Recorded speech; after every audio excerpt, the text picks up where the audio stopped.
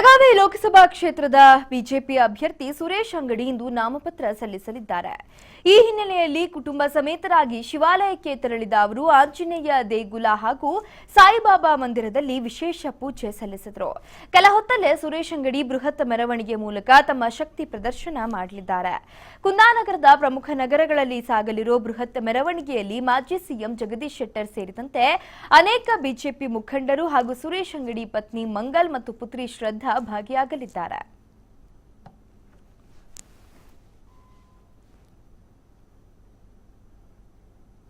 ಇನ್ನು ಬಿಜೆಪಿ ಅಭ್ಯರ್ಥಿ ಸುರೇಶ್ ಅಂಗಡಿ ಜೊತೆ ನಮ್ಮ ಪ್ರತಿನಿಧಿ ನಡೆಸಿರುವ ಚಿಟ್ಚಾಟ್ ಇಲ್ಲಿದೆ ನೋಡಿ.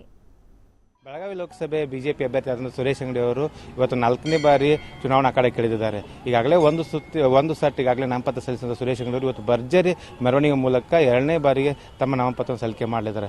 ನಾಮಪತ್ರ ಸಲ್ಲಿಕೆಗೂ ಮುನ್ನ ಸುರೇಶ್ ಅಂಗಡಿ ಕುಟುಂಬ ಇವತ್ತು ಒಂದು ವಿಶೇಷ ಪೂಜೆಗಳನ್ನು ಮಾಡಿತ್ತು. ಅವ್ರನ್ನ ಕೇಳೋಣ, ಸರ್, ನಾಮಪತ್ರ ಸಲ್ಲಿಕೆ 2ನೇ ಸರ್ತಿ ಮಾಡ್ತಾ ಇದ್ದೀರಿ ಇವತ್ತು, ಸೊ ಯಾವ ರೀತಿ ಪೂಜೆಗಳನ್ನು ಮಾಡಿದ್ರಿ? ಏನು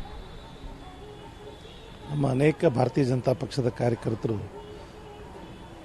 ಗಣಪತಿ ದೇವಸ್ಥಾನದಲ್ಲಿ, ಸಾಯಿಬಾಬಾ ಮಂದಿರದಲ್ಲಿ, ಹನುಮಾನ್ ಮಂದಿರದಲ್ಲಿ ನಾನು ಗೆದ್ದು ಬರಬೇಕು, ನರೇಂದ್ರ ಮೋದಿಯವರು ಮತ್ತೆ ಪ್ರಧಾನಮಂತ್ರಿ ಆಗಬೇಕಂತೇಳಿ ಪೂಜೆಯನ್ನು ಮಾಡ್ತಾ ಇದ್ದಾರೆ.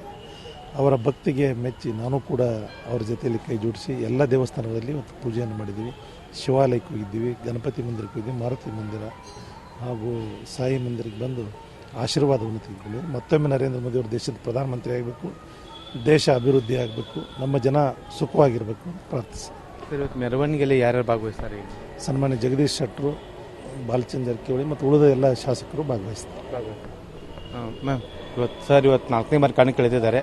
ತಾವು ಕೂಡ ಕುಟುಂಬ ಸಹಿತ ಒಂದು ಪೂಜೆ ಸಲ್ಲಿಸಿದ್ರೆ ತಂದೆಯವ್ರ ಪರವಾಗಿ ಏನು ಬೇಡ್ಕೊಂಡಿರ್ತೀವಿ? ದೇವರು ಆ ಶಕ್ತಿ ಕೊಡಲಿ ಅಂತ, ಬೆಳಗಾವಿ ನಮ್ಮ ಜಿಲ್ಲೆ ಇನ್ನೂ ಚೆನ್ನಾಗಿ ಅಭಿವೃದ್ಧಿ ಆಗಬೇಕು ಅಂತ ಅವ್ರಿಗೆ ಶಕ್ತಿ ಕೊಡಲಿ ಅಂತ ಬೇಡ್ಕೊಂಡಿವಿ. ಜನರಿಗೆ ಮತ್ತೊಂದ್ಸಲ ಸೇವೆ ಮಾಡೋಕೆ ಅವಕಾಶ ಕೊಡಲಿ ಅಂತ ಬೇಡ್ಕೊತಾ ಇದ್ದೀವಿ.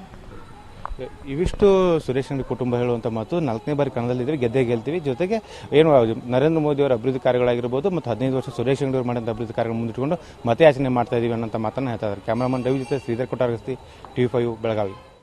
ಎಷ್ಟೇ ಬ್ಯುಸಿ ಇದ್ದರೂ, ಏನೇ ಕೆಲಸಗಳಿದ್ರು, ಫಸ್ಟ್ ಹೋಗಿ ಎಲ್ಲರೂ ತಪ್ಪದೆ ಮತ ಚಲಾಯಿಸಿ ಒಳ್ಳೆ ಅಭ್ಯರ್ಥಿನ ಆಯ್ಕೆ ಮಾಡಿ. ನಮ್ಮ ಸರ್ಕಾರ ನಮ್ಮ ಹಕ್ಕು. ಸೊ ಹಾಗಾಗಿ MP ಎಲೆಕ್ಷನ್ಸ್ ಬರ್ತಾ ಇದೆ, ನಾನು ವೋಟ್ ಮಾಡ್ತಾ ಇದ್ದೀನಿ, ನೀವು ಸಹ ವೋಟ್ ಮಾಡಿ ಈ ಒಂದು ಜವಾಬ್ದಾರಿನ ಸರಿಯಾಗಿ ನಿಭಾಯಿಸ್ಕೊಳ್ಳಿ. TV5 ಅಭಿಯಾನದಲ್ಲಿ ನಾನು ಸಹ ಕೈ ಜೋಡಿಸ್ತಾ ಇದ್ದೀನಿ, ನೀವು ಸಹ ಕೈ ಜೋಡಿಸಿ. ಎಲ್ರಿಗೂ ಒಳ್ಳೆಯದಾಗಲಿ. ಮತ ಚಲಾಯಿಸಿ, ನಮ್ಮ ಮತ ನಮ್ಮ ಹಕ್ಕು. ಇದು TV5 ಕಳಕಳಿ.